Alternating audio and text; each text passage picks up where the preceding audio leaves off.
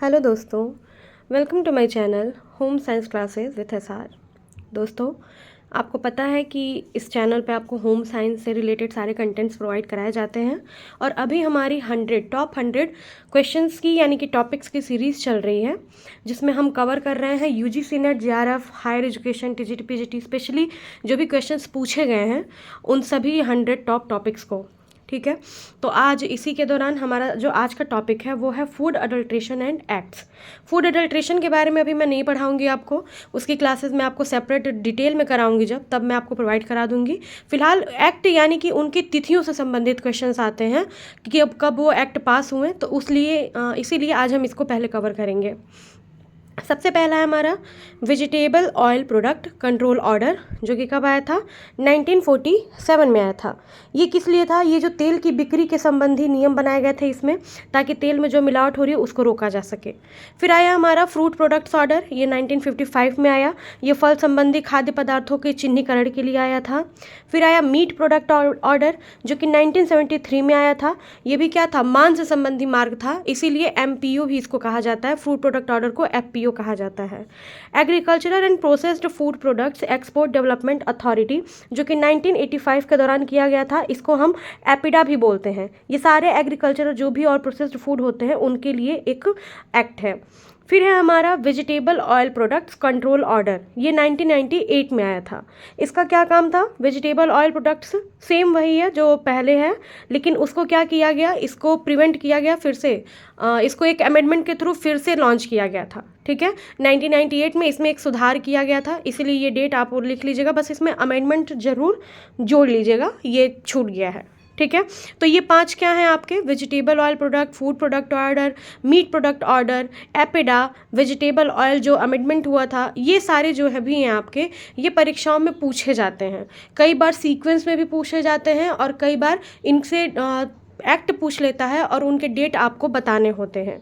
ठीक है, कई बार डेट भी दिया रहता है और एक्ट भी बताना होता है, जैसे कि इस बार के पेपर में हुआ था। तो ध्यान दीजिएगा, कॉपी पेन लेकर के बैठिएगा, कुछ कुछ पॉइंट्स आपको बताते चलेंगे, उनको नोट भी करते चलिएगा। ठीक है, सबसे इम्पॉर्टेंट इसमें एक चीज़ आपको ध्यान ये रखना है कि इन क्वेश्चंस को अगर आप सीक्वेंस वाइज लिख लेते हैं, ठीक है, सीक्वेंस वाइज अगर आप अपना सेल्फ नोट्स भी बना रहे हैं तो आप इनको अगर सीक्वेंस वाइज लिखेंगे तो आपको सीक्वेंस में याद करना इजी रहेगा। ठीक है, तो सारे पॉइंट्स को आप नोट कर लीजिएगा और जो भी अगर कोई भी डाउट होता है इससे रिलेटेड तो आप मुझसे कमेंट के माध्यम से पूछ सकते हैं। ठीक है, 5 हैं ये हमारे इम्पॉर्टेंट, और इसके अलावा अभी और भी कई सारे एक्ट्स हैं जो आपको पढ़ना है। अब क्लास से जुड़े रहिएगा, क्लास अच्छी लग रही हो तो लाइक शेयर सब्सक्राइब भी करते जाइएगा, क्योंकि बहुत मेहनत किया जा रहा है आप ही लोगों के लिए। और अभी जो ये सीरीज़ है, ये टॉप 100 सीरीज़ है, आपको पता है। ठीक है ना, तो इसके आगे जो है हमारा बेसिकली जो एक्ट रिलेटेड हैं आपके इसी फूड अडल्ट्रेशन से जो फूड स्टैंडर्ड्स बनाते हैं वो सारे। तो देखिए, अगला है हमारा prevention of food adulteration act, जो कि कब आया था? ये आया था आपका 1954 में।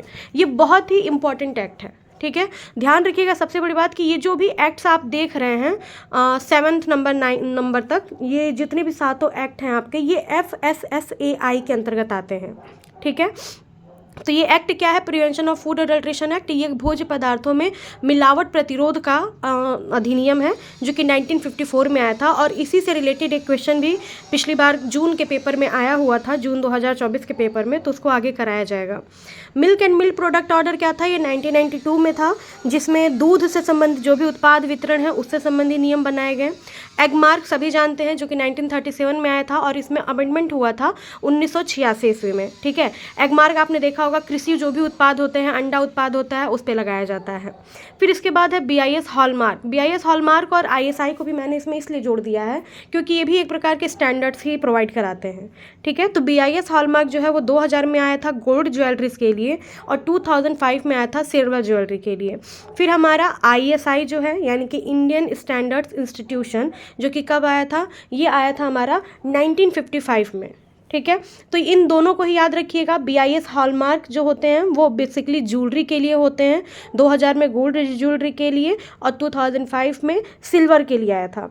लेकिन जो ISI होते हैं वो क्या होते हैं? ये औद्योगिक उत्पादों का चिन्ह है। औद्योगिक उत्पाद मतलब जब भी आपने देखा होगा कि आप कोई भी इलेक्ट्रिक इक्विपमेंट लेने जाते हैं तो उसमें क्या होता है, उसमें ISI का चिन्ह लगा होता है। जैसे अगर आप पंखा लेने जा रहे हैं, फ्रिज लेने जा रहे हैं, बल्ब लेने जा रहे हैं, मिक्सर ले रहे हैं, कुछ भी ले रहे हैं अगर आप इलेक्ट्रॉनिक सामान, तो आपने देखा होगा उसमें ISI का चिन्ह लगा होता है। तो ये बहुत ही इंपॉर्टेंट है, ज़रूर याद रखिएगा। इसके बाद आपका फूड सेफ्टी एंड स्टैंडर्ड्स, ये 2006 में बना था। और ध्यान दीजिएगा कि ये भी एक एक्ट है। इसी एक्ट के तहत FSSAI जो है आपका, यानी food safety and standards authority of India, 1 अगस्त 2011 को इसको लॉन्च किया गया था। ठीक है, किसके अंतर्गत? तो FSS के अंतर्गत, यानी food safety and standards act 2006 के अंतर्गत।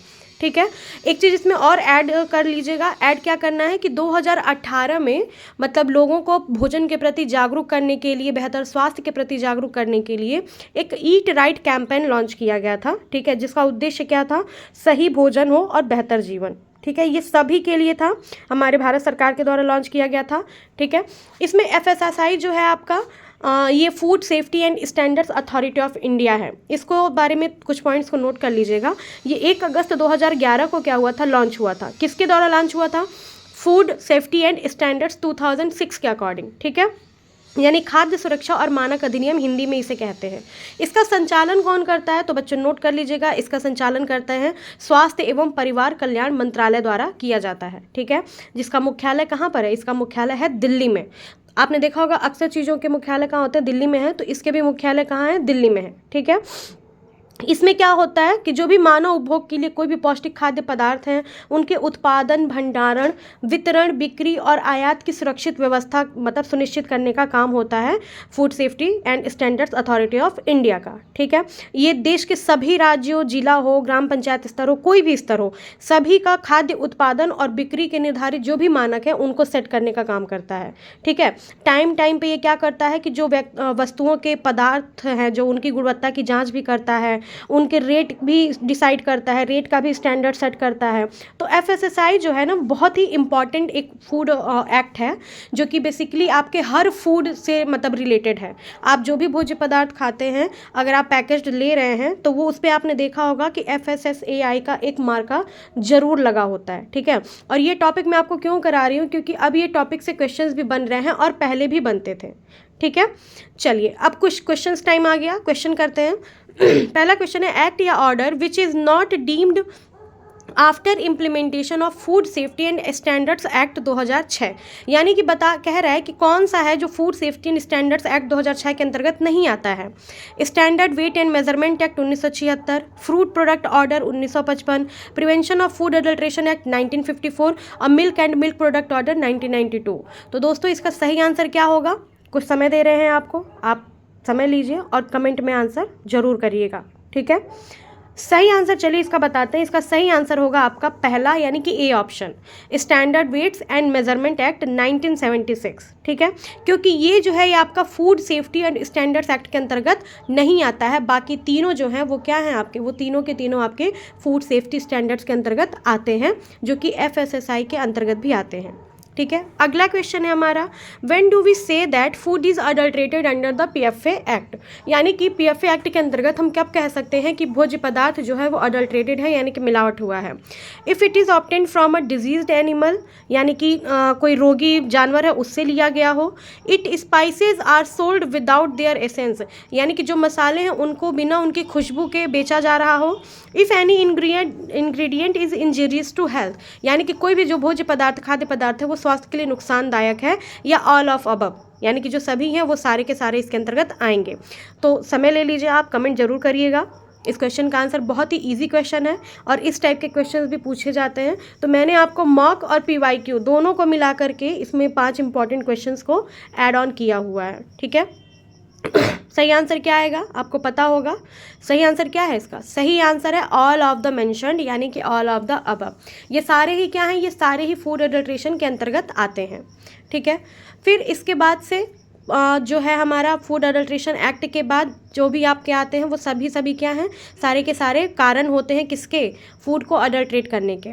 चलिए अगला question, food safety and standards act 2006 passed by Indian parliament and notified on, यानी कि भारत सरकार द्वारा, भारत की संसद के द्वारा ये पारित किया गया था 2006 में food safety and standards act, जिसको हम खाद्य सुरक्षा मानक अधिनियम कहते हैं। पर ये कब किया गया? क्या 23 जुलाई 2006 को, 23 जून 2006 को, 23 अगस्त 2006 को, या 23 नवंबर 2006 को?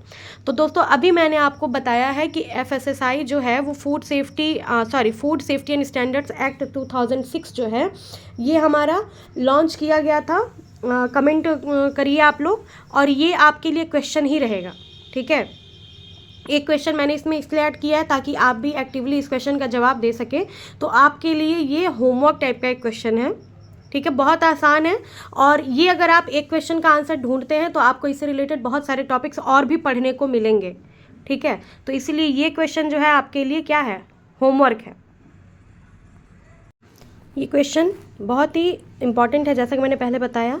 होमवर्क इसलिए है ताकि आप इसको और बेहतर तरीके से ढूंढ सकें, ठीक है। आपको होमवर्क में करना क्या क्या है, ये भी पॉइंट्स मैंने नोट किए हुए हैं कि FSS क्या है, ये आपको पता लगाना है।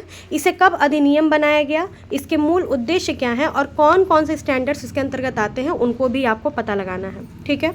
अगला क्वेश्चन है, the full form of PFA is, PFA का पूरा नाम क्या है?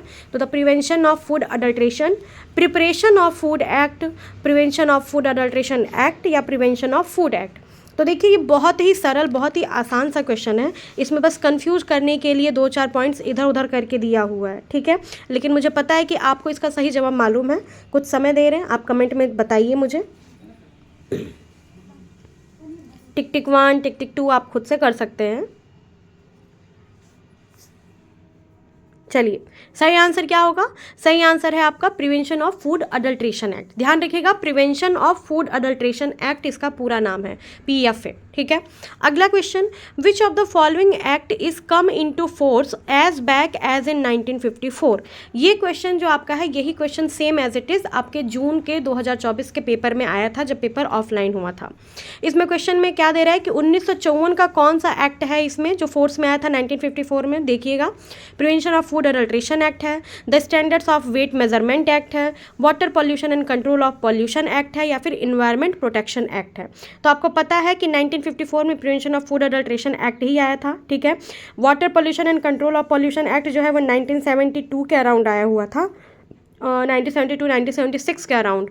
और इन्वायरमेंट प्रोटेक्शन एक्ट जो क्या है वो आपका 1986 में है, ठीक है। तो इसका सही आंसर क्या है? Prevention of food adulteration act is the right answer. बहुत इजी क्वेश्चंस थे, आई होप कि आपको समझ में आया होगा, ठीक है। और इससे रिलेटेड क्वेश्चंस आप खुद भी बना सकते हैं।